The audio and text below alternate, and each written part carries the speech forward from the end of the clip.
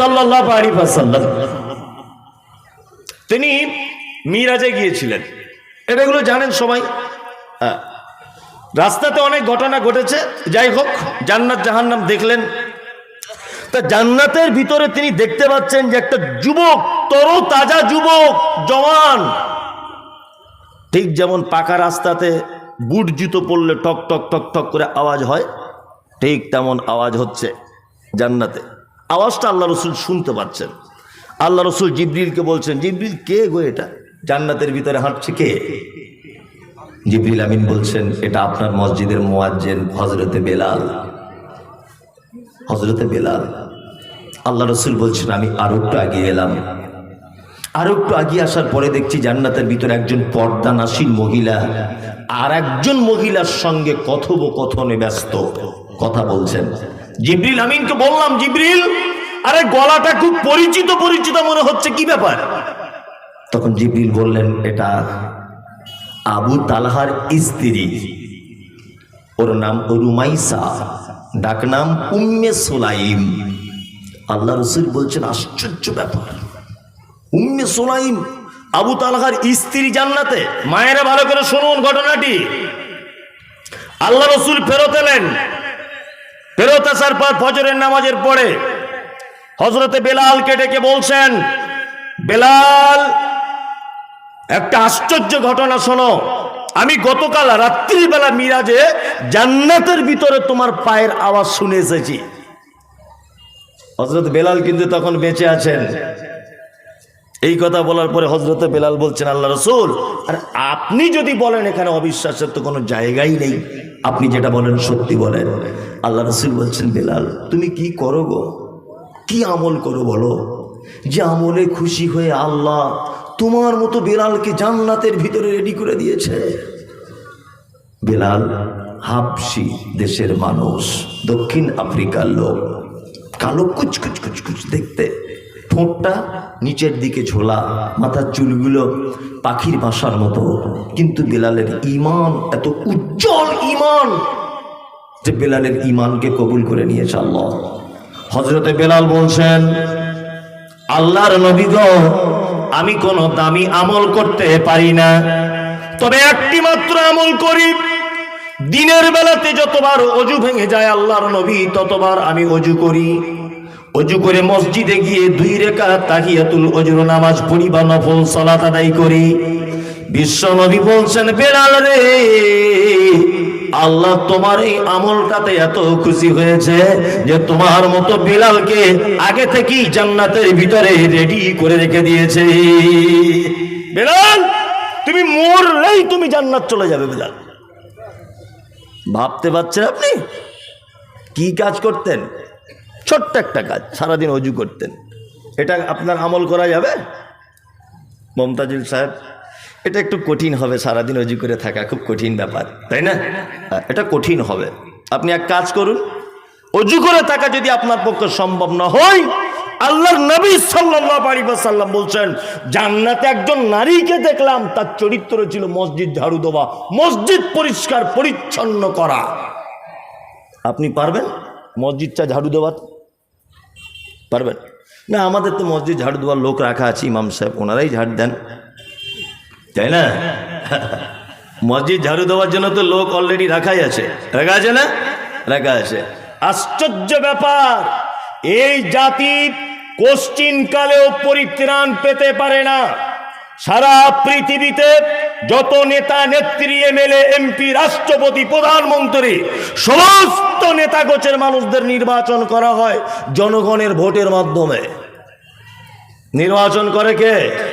এই এলাকার যিনি মেম্বার, একে নির্বাচন করেছে কে? গ্রামের জনসাধারণ। জনসাধারণের দ্বারা নির্বাচিত একজন নেতা, তার স্ট্যাটাস, তার বিলাসিতা, তার খাওয়া দাওয়া, তার পড়া, তার আর্থিক অবস্থা দেখলে অবাক হয়ে যাবেন। মানুষের নির্বাচিত নেতা তার যদি এই বিলাসিতার অবস্থা হয়, ইমাম নির্বাচন করেছেন স্বয়ং মুহাম্মদ সাল্লাল্লাহু আলাইহি ওয়াসাল্লাম।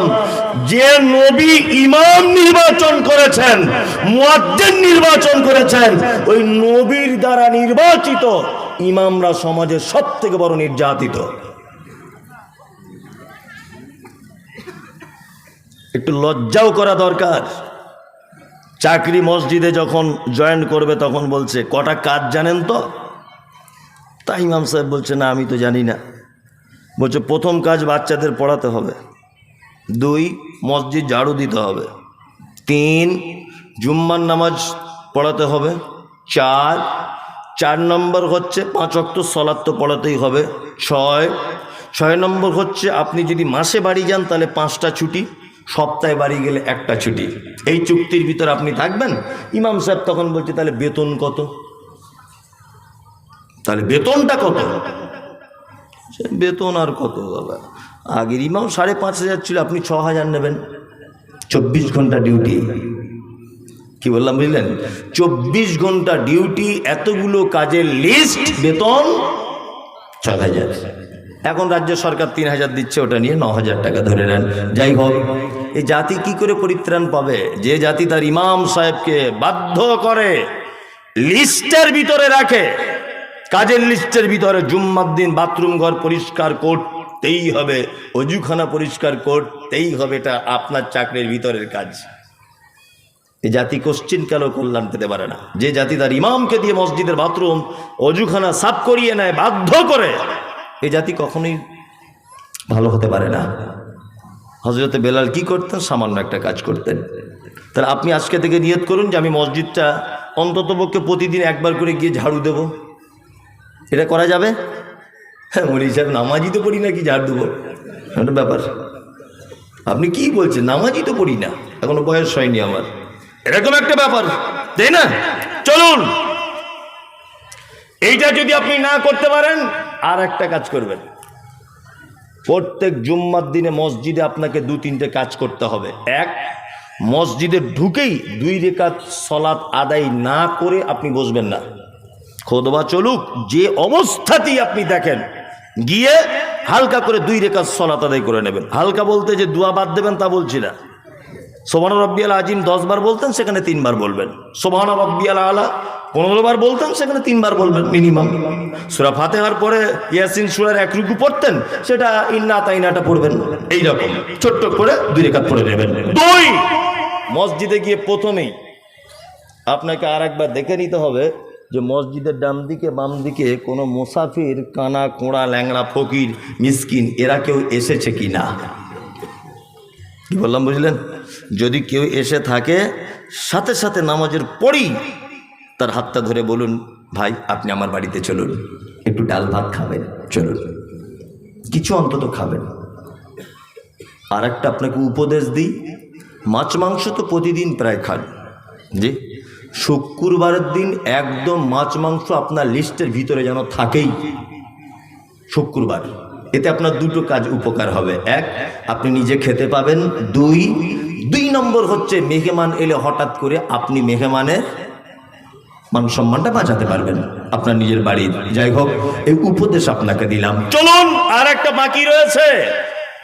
আল্লাহ নবী সাল্লাল্লাহু আলাইহি ওয়াসাল্লাম আবু তালহাকে ডেকে বলছেন, আবু তালহা, এই তোমার বিবির খবর কি বলো তো? তোমার বিবিকে আমি জান্নাতের ভিতরে দেখে এলাম, কারণ কি? আবু তালহা বলছেন, আল্লাহ রাসূল, আমরা তো তেমন ভালো কাজ করিনি, তবে একদিনের একটা ভালো কাজ আছে। আল্লাহ রাসূল বলছেন, বলো। হঠাৎ করে বিশ্ব নবীর দরবারে মেহমান চলে এসেছে। আওয়াজ হচ্ছে, কে? বলছে, আমি একজন মেহমান। আল্লাহর নবী মেহমানকে নিলেন, আর আবু তালহাকে ডেকে বলছেন, আবু তালহা, আমার বিবিদের বাড়ি থেকে একটু খাবার নিয়ে এসো, মেহমানকে খেতে দেওয়া হবে। আবু তালহা বলেন, আল্লাহ রাসূল তখন 11 জন বিবি বাড়িতে ছিল। আমি 11 জন বিবির বাড়িতে ঘুরলাম, একজনের বাড়িতেও কোনো খাবার পেলাম না। মদিনার তখন মুখ্যমন্ত্রীকে মুহাম্মদ সাল্লাল্লাহু আলাইহি ওয়াসাল্লাম, মুখ্যমন্ত্রীর বাড়িতে খাবার নাই, আমাদের কি অবস্থা বলুন দেখি। হ্যাঁ, কালকে আন্ডার প্যান্ট পরে ঘুরতো, ওকে কেউ চিনত না। আজকে 12 ভোটে জিতে বুলেট গাড়ি চেপে ঘোরে, 4 চাকা নিয়ে ঘোরে। টাকা আসে কোথা থেকে? হ্যাঁ, টাকাটা আসছে কোথা থেকে? আল্লাহু আকবার। আর সারা পৃথিবীর একজন দৃষ্টান্ত পেশ করেছেন মুহাম্মদুর রাসূলুল্লাহ সাল্লাল্লাহু আলাইহি ওয়াসাল্লাম। একজন নেতা, 11 জন বিবি, বাড়িতে এক ফোঁটাও খাবার নাই। আবু তালহা এসে বলছেন যে আল্লাহ রসুল, আমার বাড়িতে খাবার নাই, আপনার বাড়িতে। তখন আল্লাহ রসুল সাহাবীদের উদ্দেশ্য করে বলছেন, শোনো, তোমরা যদি আজ কেউ এই মেহমানদারি করাতে যদি পারো, তাহলে আল্লাহ তার পানির কূপে বরকত দিবে, আল্লাহ তার খাজুরে বরকত দিবে, আল্লাহ তার খাবারে বরকত দিবে। কেউ আছো? আবু তালহা সবার আগে বলছেন, আল্লাহ রসুল আমি। হাত তুললেন, মেহমানকে বাড়ি নিয়ে গেলেন। আবু তালহা দরজায়, কে? আমি। আচ্ছা আচ্ছা, দরজা খুলে দিলেন। বিবি পর্দার আড়াল থেকে দেখতে পাচ্ছে সঙ্গে একজন আছে। তখন আবু তালহাকে ডেকে বলছেন, সঙ্গে কে? বলছে মেহমান। বিবি তখন বলছে, আশ্চর্য ব্যাপার, আর আমাদের বাড়িতে 2 বাচ্চা ছেলের মতো খাবার আছে, আর কোনো খাবার নাই। তাদেরকে কি খেতে দেবো বাচ্চাগুলোকে, আর মেহমানকে কি দেব? তখন আবু তালহা বলছেন, এটা যা তা মেহমান নয়, আল্লাহর নবীর মেহমান এটা। তখন বিবি স্বামীকে ডেকে পরামর্শ করলেন, এসো এক কাজ করো, বাচ্চাগুলোকে ঘুম পাড়িয়ে দাও।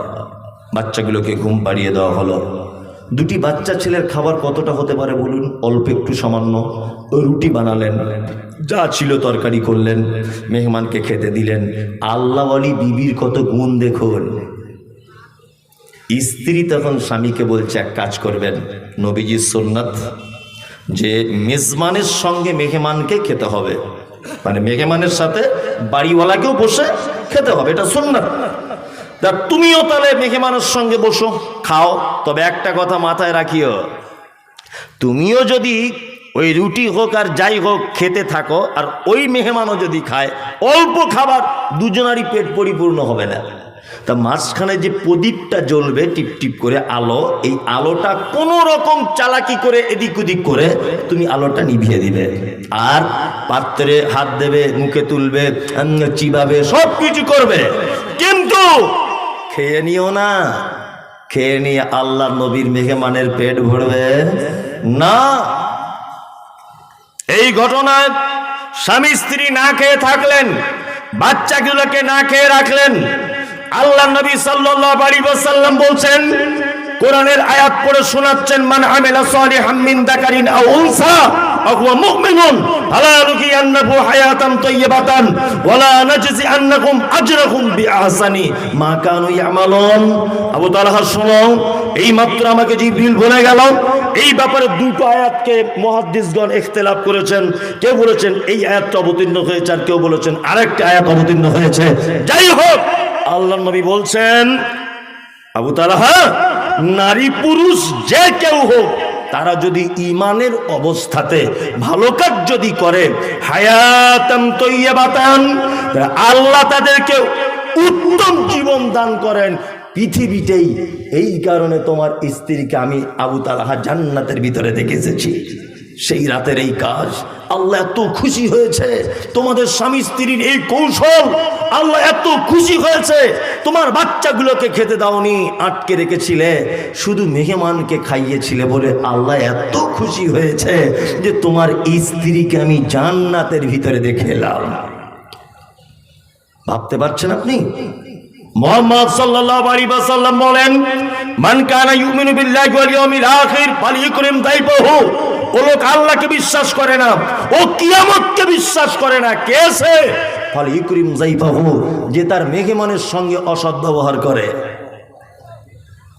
কখনোই মেহমানের সঙ্গে অসৎ ব্যবহার করবেন না, আর নিজেকে বেশি পণ্ডিত ভাবিয়েন না। মসজিদে এসেছি আপনাদের, অজু করতে করতে একটা কি বলে অজুর ট্যাপ, ওগুলো নাকি কল, ওই কলটা ঘুরিয়ে দিয়ে আমি মসজিদের ভিতরে চলে গেছি, পানি হর হর হর হর করে পড়েই যাচ্ছে। তা আর একজনা দেখেছে যে আমি কলটায় বসেছিলাম, ও তখন গিয়ে ভিতরে বলছে, মমতাজুল সাহেব নাকি আপনি? হ্যাঁ, চোখে দেখতে পান না, কলটা বন্ধ করতে হয়।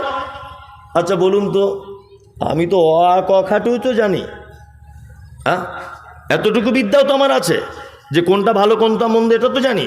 তা আমি কি ইচ্ছা করে কলটাকে ছেড়ে দিয়ে মসজিদে ঢুকে যাব বলে মনে হয়? হয়তো অন্য মনস্ক হয়ে গেছি, হতে পারে ভুলে গেছি কোনো কারণে। তো এর জন্য এত জোরে কথা বলতে হয় কেন? একটু আস্তে করে বলা যায় না? আর বলারই বা কি প্রয়োজন? ওটা আপনিই তো বন্ধ করে যদি দেন, ক্ষতি কি হয়? ঘুরে দিলে তো হয়ে যায়। মেহমান খুব কঠিন ব্যাপার, বিশেষ করে রমজান মাসে দেখবেন অনেক অন্ধ অসহায় দুস্থ মানুষেরা আসে না? আসে। আবু তালহার স্ত্রী বাড়িতে ফ্রিজ ছিল না, 5 দিনের মশলা একদিনে মিক্সচার মেশিনে কুটে রাখতো না। রাখতো না। তারপরেও মসজিদে আমাদের কোনো মেহমান যদি আসে, এ ওর দিকে দেখে, ও ওর দিকে দেখে, সভাপতি আরেকজনের দিকে দেখে, আরেকজনের দিকে দেখে, এক পর্যায়ে দেখা যায় লোকটা না খেয়েই বাড়ি চলে গেল। আবার অনেক সময় ইমাম সাহেব অর্ধেক করে বসে বসে দুজনা খায়, কারণ কেউ ভাত দিয়ে যায়নি তাই। এরকমও ঘটনা ঘটে। আপনাদের গ্রামে হয়তো ঘটে না, অনেক জায়গাতেই ঘটে না? খুব ব্যাপারগুলো মাথায় রাখবেন, খুব মাথায় রাখবেন। মেহমানের সঙ্গে অসৎ ব্যবহার করবেন না। 2, আল্লাহ নবী সাল্লাল্লাহু আলাইহি ওয়াসাল্লাম বলছেন, ওমান কানা ইউমিনু বিল্লাহি ওয়াল ইয়াউমিল আখির ফালিউজি জারাহু। ও আল্লাহকে বিশ্বাস করে না, ও কিয়ামতকেও বিশ্বাস করে না। কেসে বলছে যে তার প্রতিবেশীর সঙ্গে অসৎ ব্যবহার করে। প্রতিবেশীর ব্যাপার তো খুব জটিল ও কঠিন। আল্লাহ নবী সাল্লাল্লাহু আলাইহি ওয়াসাল্লাম বলছেন, জিবরিল আমাকে প্রতিবেশীর ব্যাপারে এত ওসিয়াত করে, এত বলে, এত তাগিদ দেয়, আমার আশঙ্কা হয় যে প্রতিবেশী আমার সম্পদের অরিস হয়ে যায় কিনা। কি বললাম বুঝলেন? হ্যাঁ, সত্যি এগুলো আফসোস লাগে। একটা জমি মেন ফন্ডে আছে প্রথম, দ্বিতীয় ফন্ডের জমিটার দাম কম। তা একটা গরিব মানুষ প্রথম ফন্ডের জমি নিতে পারেনি, দ্বিতীয় ফন্ডের জমিটা কিনেছে। তা প্রথম ফন্ডের জমিকে বলছে, ভাই 3 ফুট রাস্তা আপনি একটু দেন, আমি গরিব মানুষ, এটা কোনো রকম ঘর বাড়ি করবো, ছেলে পেলে নিয়ে একটু যাতায়াত করব। তা প্রথম ফন্ডের জমি মালিক বলছে, না জমি বিক্রি করব না জমি। তখন বলছে, ভাই একটু টাকা কিছু বেশি নেন। তো বলছে 9 লাখ টাকা শতক, দাম 60,000 টাকা শতক, ও চাচ্ছে 9 লাখ। তার মানে কি, ও প্রতিবেশীকে হিংসা করছে, দেবে না। আমি অনেক মাদ্রাসা মসজিদে দেখেছি, অনেক জায়গায় ঘোরাফেরা করি, তো দেখুন মানুষ আপনাদের থেকে একটা বিদ্যা আমার বেশি আছে, সেটা হচ্ছে এই যে অনেক মানুষের সঙ্গে মেশা আর অনেক এলাকায় ঘুরে বেড়ানোর একটা এক্সট্রা এক্সপিরিয়েন্স আমার আছে।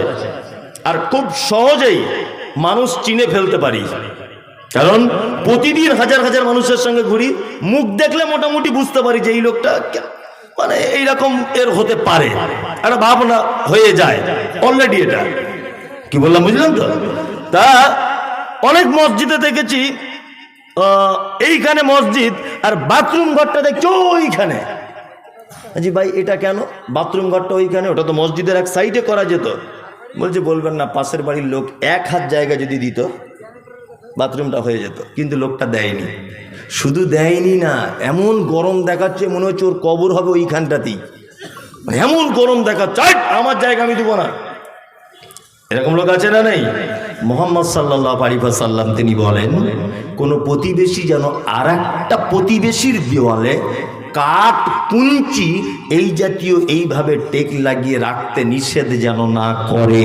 যদি করে তাহলে বুঝে নিতে হবে ওই লোকটার ঈমান কি দুর্বল রয়েছে, ও আখিরাতকেও বিশ্বাস করে না, ও আল্লাহকেও বিশ্বাস করে না। আমার বাড়িতে কল নেই, আপনার বাড়িতে 2 দিন আমার স্ত্রী পানি আনতে গেছে, 2 দিন, 4 দিনের মাথাতে আপনার স্ত্রী বলছে, বুবু আপনাকে একটা কথা বলবো। তো হচ্ছে কি? বলছে আমাদের কলে আসতে হয় না, কল খারাপ হয়ে যেতে পারে। ওদের বাড়ির 12 জন কলটা ধরে এরকম করছে 24 ঘন্টা। তখন খারাপ হয় না। আর আমার বউ একদিন গেছে খারাপ হয়ে যাবে? তুমি বদমাইশির জায়গা পাও না। হ্যাঁ, কুরবানির দিনে একটা গরু কিনেছি আমি, আমার বাঁধার খামার নেই, বাঁধার খামার নেই। তা আপনার খামারে দুদিন বেঁধেছি, তা আপনার বউ রাতের বেলা শুয়ে এসে আপনাকে বলছে, কি গো মমতাজুল মরি সাহেব গরু বানছে, জায়গা দখল করে নিবে না তো? দেখো আবার ও সকালবেলা মাথা মোটা, মাথায় তো কিছু নেই, বইয়ের কথা শুনে মাথায় গোবর ঢুকে চোর। ও সাথে সাথে গিয়ে দেখছি কুঞ্চি, তারপরে ওই আপনার কুল গাছের কাঁটা এই নিয়ে খামারটাকে জুত করে ঘিরছে। তার মানে কি? আর 5 দিন পরে গরুটা আমি জবাই করে দিব, মিটে যাবে। কি বললাম বুঝলেন না? মিটে যাবে, শেষ। এই 5 দিনের উপকারটাও আমায় করতে পারল না, ঘিরে দিল। মুহাম্মদ সাল্লাল্লাহু আলাইহি ওয়াসাল্লাম বলছেন, না, কখনোই নয়। ও আল্লাহকে বিশ্বাস করে না, ও কিয়ামতকে বিশ্বাস করে না। নাম্বার 3 নম্বর হচ্ছে এই, আল্লাহ নবী সাল্লাল্লাহু আলাইহি ওয়াসাল্লাম বলছেন, ফালিয়াকুল খায়রান আও লাম ইয়াসমুত। শোনো, কথা বললে মিষ্টি কথা বলবে, প্রয়োজনে কথা বলবে, অযথা bat bat bat bat bat bat করে বকো না। কিছু লোক আছে না, জুম্মার নামাজ পড়তে যায়, 5 ওয়াক্ত যায় না, আর জুম্মার নামাজ পড়ে এসেই দেখবেন ঠিক দরজার সামনে দাঁড়িয়ে, এই আজকে কেন 5 মিনিট লেট হলো, এই ইমাম সাহেব কেন এই করলো, এই আজানে একটা লোক রাখ, ওই এই কর তাই কর। কিছু লোক আছে না, আছে। আর কিছু লোক ওদেরকে পাম দেয়, পাম দিয়ে বলে, তুই হচ্ছিস শালা বাপের বেটা, যা বলিস সামনাসামনি বলিস। ও তখন ওই পামে ফুলে গিয়ে আরো বলে। কি বললাম বুঝলেন না? আমি মমতাজুল ইসলাম বলছি, তুমি মানুষ নয়, তুমি গয়াকার ধয়াকার গাধা। যে অপরের সম্মান নিয়ে চিনিমিলি খালে তার নিজের কোনো সম্মান নেই। কি বললাম বুঝলেন? কোন মানুষ দেখবেন যখন আরেকটা মানুষের সম্মানে আঘাত করছে, ভেবে নিতে হবে তার নিজের সম্মান কম। তুমি একটা ইমাম সাহেবের সম্মানে আঘাত করছো, 5 মিনিট খুতবা দেরি হয়েছে বলে, তোমার সম্মান আছে? গ্রামের মানুষ তোমাকে 10 পয়সাও দাম দেয়। তুমি জানো তোমার পিছনে মানুষ তোমাকে গরু ছাগল ইতর বলে গালাগালি করে চায়ের দোকানে? হ্যাঁ, তুমি একটা মসজিদের ইমামের ব্যাপারে যে দায়িত্ব, যে চোখ দিয়ে তুমি ইমাম সাহেবকে দেখো, ওই চোখ দিয়ে যদি তুমি তোমার বেটাকে দেখতে, একটাও গ্রামে বেনামাজি থাকতো না। ইমাম সাহেবের 2 দিন ফজরে ঘুম ভাঙেনি, তুমি খুব ফাটার ফাটার ভাত ভাত ভাত ভাত করে বকছো। তোমার যে 4টে লায়েক বেটা 1 ওয়াক্ত নামাজ পড়ে না, খোঁজ রেখেছো কোনোদিন? জি, কথা বলতে গেলে মেপে বলবেন। আর আপনি এটা বুঝবেন না যে আপনি মনে হয় সব বোঝেন, লোকও কিছু বোঝে। কথা বললে মিষ্টি কথা বলবেন, প্রয়োজনের কথা বলবেন, বেফাঁস কথাবার্তা বলতে যাবেন না। আল্লাহ নবী সাল্লাল্লাহু আলাইহি ওয়াসাল্লাম এই ব্যাপারে বলতে গিয়ে একদম ঈমানের সাথে পর্যন্ত জুড়ে দিয়েছেন, যে আল্লাহকেও বিশ্বাস করে না, ও কিয়ামতকেও বিশ্বাস করে না। বিনীত অনুরোধ, শুধু ইহদিনাস সিরাতাল মুস্তাকিম বলে জান্নাত পাওয়া যাবে না। সাহাবায়ে কিরামগণ যে পদ্ধতিতে চলেছেন, তাদের বিবিরা যে পদ্ধতিতে চলেছে, সেই পদ্ধতিতে হাঁটলে জান্নাত যাওয়া যাবে। আপনাদেরকে এবার আমি চমৎকার একটা হাদিস বলে দিই চটপট করে। যারা আমরা এখানে বসে আছি, আমরা আমল করে জান্নাতে যাব। আল্লাহ তাআলা বলছেন, লিয়াবলুয়াকুম আইয়ুকুম আহসানু আমালা, উত্তম আমল করার জন্য তোমাদেরকে পৃথিবীতে পাঠানো হয়েছে, তাই না? তাহলে উত্তম আমলের মাধ্যমে আমাদের কোথায় যাওয়া লাগবে? জান্নাত। একজন ছেলে আল্লাহর নবীকে সে বলছেন, দুল্লানি আলা আমালিন ইজা আমিলতাহু ফাদাখালতুল জান্নাতা ক্বালা তা'বুদুল্লাহ ওয়া লা তুশরিক বিহি শাইয়্যা ওয়া তুকিমুস সালাতিল মাকতুবাতা ওয়া তুতিজ যাকাতিল মাফরুজাতা ওয়া তাহুজ্জাল বাইত। একজন ছেলে আল্লাহর নবীকে সে বলছেন, ও দয়ার নবী গো, আমি একজন কনভার্ট মুসলমান, আমি টাটকা ঈমান নিয়ে এসেছি, উস্কো খুস্কো মাথায় চুল, পরনে ভালো কাপড় নাই, আপনি দয়া করে বলুন কোন আমল করলে জান্নাতে যাওয়া যায়? নবীজি বলছেন, 1 নম্বরে তা'বুদুল্লাহ, তুমি সর্বদাতে আল্লাহর গোলামি করবে। সর্বদাতে গোলামি কার? ইবাদত কার? আল্লাহর করতে হবে। 2, ওয়ালা তুশরিক বিহি শাইয়্যা, তুমি যদি জান্নাতে যেতে চাও, আল্লাহর সঙ্গে যেন শরীক করে দিও না কাউকে। শিরক বুঝেন তো? শিরক বুঝেন? বুঝেন? শিরক একদম সহজ ভাষাতে জেনে নেন। বলছি আল্লাহর যে ক্ষমতা আছে, এদিকে বেরোন, শিরক বলছে আপনাকে আল্লাহর যে ক্ষমতা আছে এই ক্ষমতা পৃথিবীর অন্য কারো আছে, এটা মনে করা শিরক। রুজি ডিপার্টমেন্ট কার হাতে? আল্লাহর হাতে, তাই না? সুস্থতা অসুস্থতা কার হাতে? আল্লাহর হাতে। চাওয়া পাওয়া সব কিছু কার হাতে? আল্লাহ সুবহানাহু ওয়া তাআলার হাতে। তার মানে আল্লাহর যে ক্ষমতা আছে এই ক্ষমতা অন্য কারো আছে, এটা মনে করা শিরক।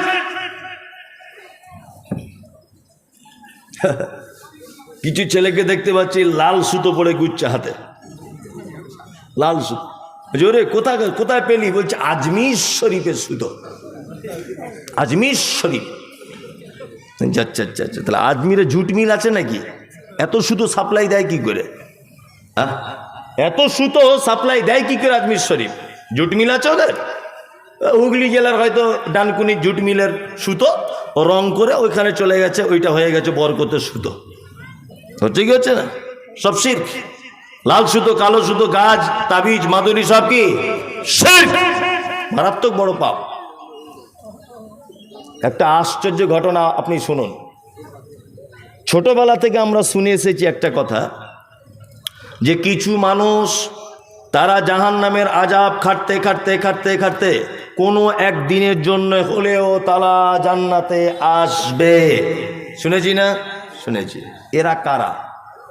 জাহান্নাম থেকে মুক্তি পেয়ে জান্নাতে আসবে, এরাও এক কোয়ালিটির ঈমানদার।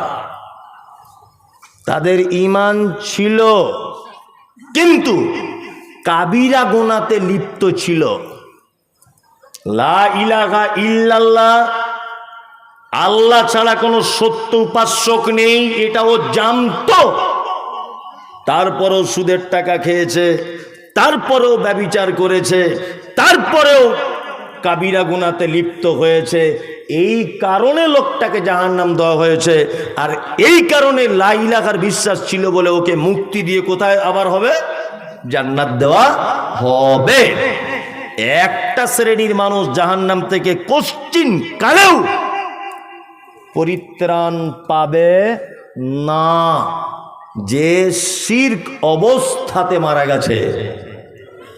কোন লোক যদি মাজারে পূজা করতে করতে, ওই যে ঠাকুর পূজা, ওই যে চাদর চড়ানো, ওই যে সিন্নি দেওয়া, মাজারে মানত করা, এইগুলো করতে করতে করতে করতে যদি লোকটা মারা যায়, অবশ্যই জাহান্নামে তো যাবেই যাবে, এবং কোশ্চিন কালেও জাহান্নাম থেকে তাকে মুক্তি দেওয়া হবে না। শিরক ভয়ঙ্কর পাপ, করিয়েন না। এই পাপ করলে সব থেকে আল্লাহ সুবহানাহু ওয়া তাআলা বেশি রেগে যান। সব থেকে বেশি রাগে কিসে? শিরক করলে। ওয়ালা তুশরিক বিহি শাইয়্যা। নবীজি বলছেন ছেলেটাকে, তুমি জান্নাত যেতে চাও, কখনোই যেন শিরক করবে না। 2 হলো 3 অতকিমুস সালাতিল মাকতুবাতা, ফরজ সালাত অর্থাৎ ফরজ নামাজ ছেড়ে দিও না। আপনারা তো নামাজ পড়েন আলহামদুলিল্লাহ, সকলেই পড়েন তো ফরজ সালাত? অনেকেই পড়ে। যাক, নামাজের ব্যাপারে বলা উচিত নয়, এখানে সব নামাজই বসে আছে। ও বলছে এইখানের মধ্যে 10 জন হয়তো পড়ে, যেটা বুঝেছে সেটা বুঝেছে। আমাদের সমাজে 4 কোয়ালিটির নামাজি পাওয়া যায়। কত কোয়ালিটির? ভালো করে শুনুন তবে যাবেন। সারা জীবন তো ঘুমিয়েছেন, আজকে একটু নাই একটু কম ঘুমান, বছরে একদিন তো। 4 কোয়ালিটির। এক কোয়ালিটির হচ্ছে যারা জোহরে যায় আসরে থাকে না, মাগরিব এশাতে থাকে, ফজরে ঘুম ভাঙে না, এই এক কোয়ালিটির। 2 শুধু জুম্মায় জুম্মায় যায়। 3 ঈদুল ফিতর, ঈদুল আযহা। 4 5 ওয়াক্তই পড়ে না জেনে পড়ে, 5 ওয়াক্তই পড়ে না জেনে। যদি বলছেন কেমন, চাচাকে জিজ্ঞাসা করছি, চাচা কত বছর নামাজ পড়ছো? বলছে 30 বছর হবে। আচ্ছা আচ্ছা, বেতের নামাজের দোয়ায় কুনুতটা বলো তো। আমি কি আর পারি, বয়স হয়ে গেছে, অত বড় দোয়া কি আর মুখস্থ করা যায়? আমার স্মৃতিশক্তি কমে গেছে বাপ, আর মনে রাখতে পারছি না, চোখে কম দেখি, 2 টাকা কম দেন ও ঠিক বুঝতে পেরে যাবে, বুঝতে পারবে না? হ্যাঁ, পরের জমি আল কেটে কীভাবে বড় করতে হয় এই জ্ঞান ওর আছে, ও টনটনে জ্ঞান। পরের জমি আল কেটে দিয়ে বেঁকিয়ে দিয়ে মসজিদে এসে বলছে কাতার সোজা করে লাও, না তো নামাজ হবে না। এরকম লোক মুর্শিদাবাদে নেই, আমাদের ওদিকে আছে। না আমি বলবো না, এদিকে বললে মারবে, ওরে বাবা। আমার এমনি এখন ভয় চলছে, যেখানে যাচ্ছি লোক বোম টোম মারছে, আমি ওতে নাই। আপনাদের দোষ দেবো না, মুর্শিদাবাদের লোক ভালো, আমাদের ওদিককার লোক এরকম। যাই হোক, তাহলে ও দুয়া জানে না, কিন্তু এ আবার কত বড় ধোঁকাবাজ দেখুন। এ কথাটা শুনলে কষ্ট পাবেন অনেক বয়স্ক লোক, কিন্তু কষ্ট পেলেও যে কিছু করার নেই। আচ্ছা, রুকুতে গিয়ে চাচা কি বলে ওই জানি না তো, রুকুতে দুয়া জানে না, কিন্তু লোকটাকে আপনি নামাজে লক্ষ্য রাখবেন, রুকুতে গিয়ে তাহলে ও বলে কি জানে না, তা ও যখন জানি না বলে কি, বেতের নামাজে দেখবেন ঠোঁট লেড়েই যাচ্ছে। আচ্ছা, ও যে দুয়া জানে না বলে কি, তার মানে ও পৃথিবীর মানুষকে ধোকা দিয়ে ওর স্বাদ মেটেনি, মসজিদে আল্লাহকে পর্যন্ত ধোকা দেয়। ঠিক বলছি না ভুল বলছি? এরকম নামাজি আছে।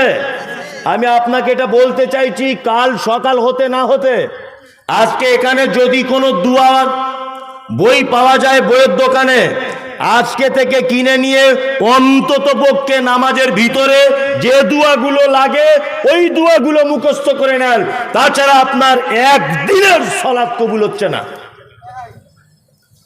ফকটিয়া জান্নাত অত সহজ? বাজারে একটা জায়গা বিক্রি হবে, আপনাদের এই বহরমপুর বাস স্ট্যান্ডের এখানে ধরে নেন, বহরমপুর বাস স্ট্যান্ডে লোক যেখানে চেন খুলে পেচ্ছাপ করে, বলুন তো দেখি এই পেচ্ছাপখানাটা আমি যদি একটা দোকান করার জন্য 1 শতক জায়গা মেন ফন্ডে বহরমপুরে কিনি, কত লাখ টাকা লাগবে? 1 লাখে হবে? কত? 30 লাখ, আরো বেশি, 50 lakh minimum Baharampur main bus স্ট্যান্ডে নিলে। তাও আপনি পাবেন না জায়গা।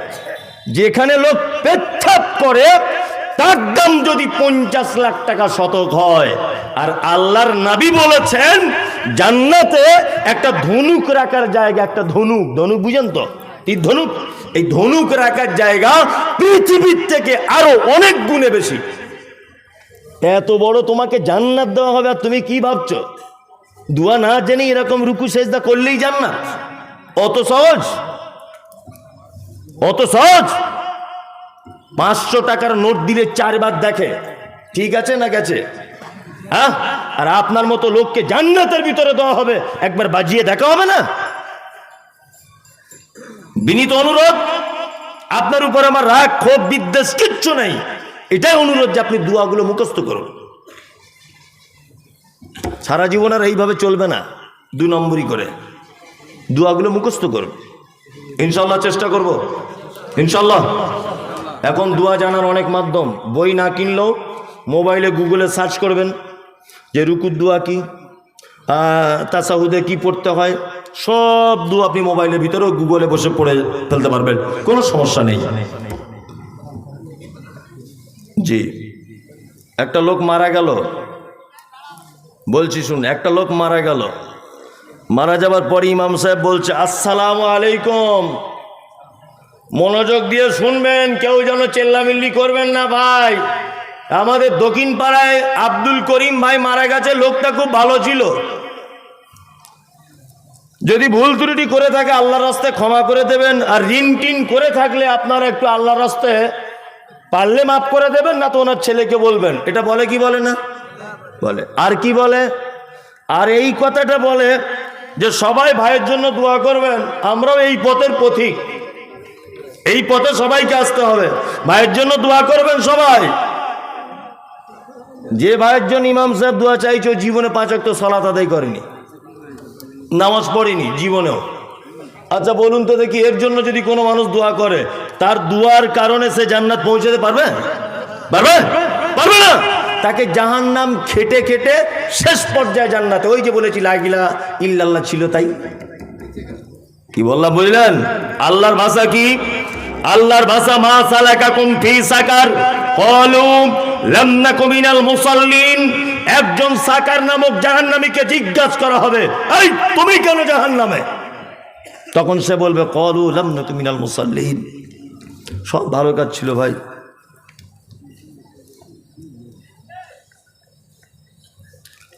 কি হলো ভাই, কি হলো? তখন